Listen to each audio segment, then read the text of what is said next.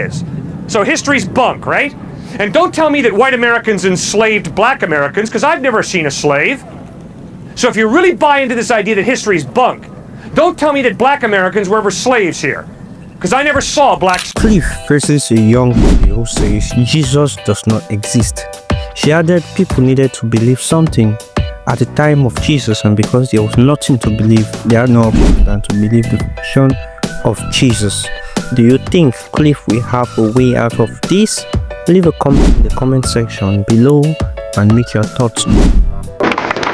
I think he was a very prominent figure in history that created a lot of commotion, but you know, people needed to believe in something, and he wasn't what everybody wanted, what he actually was. People just needed something, and he wasn't what he's been like created now. All right. What about his resurrection from the dead? What do you make of that? I wasn't there. I didn't see it. I'm not going to believe anything I don't see for myself. Thanks. Did you see the Battle of Waterloo?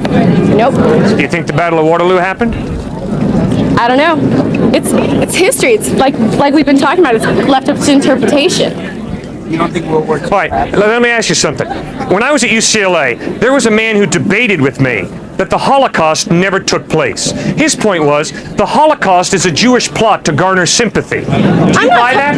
No, I'm not talking about the Holocaust. We're talking about Jesus Christ. We're talking about history, man. You raised the issue of history. No, You said the history Bible is just is a not matter of history. interpretation. The Bible is stories. Is history just a bunch of stories, or is historical knowledge a legitimate form of knowledge? If historical knowledge is not a legitimate form of knowledge, then don't tell me that you know the Holocaust took place. Because it's just a story, that's all history is. So history's bunk, right? And don't tell me that white Americans enslaved black Americans, because I've never seen a slave.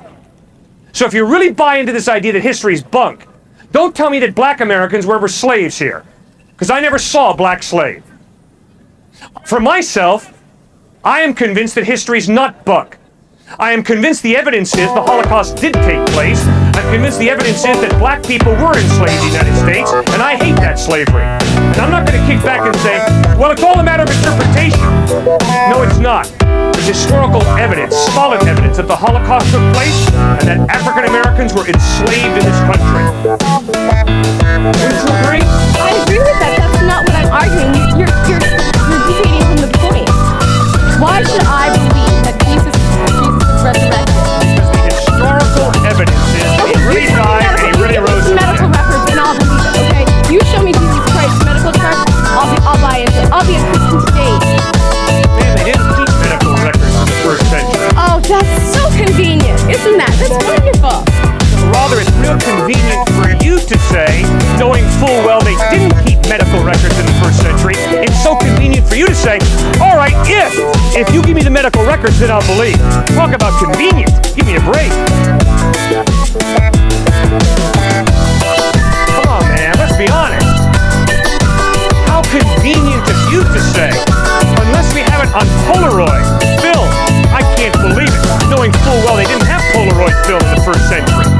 How convenient of you to say, well, show me the medical records from NYU Hospital, and then I'll believe Jesus rose from the dead, knowing full well NYU Hospital did not exist in the first century. Come on, man.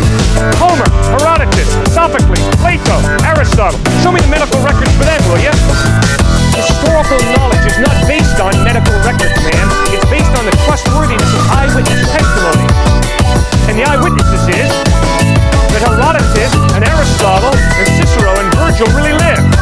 They're not just figments of the personal imagination. And the historical evidence is that Jesus really lived, really died, and really rose from the dead. And eyewitnesses saw him risen from the dead. And they wrote what they saw. That's historical knowledge. Obviously, this woman wants the medical records before she can accept something as historical. Obviously, I can't provide medical records on Virgil, Cicero, Demosthenes, Aristotle, or Jesus Christ. Does that mean they're all fictitious?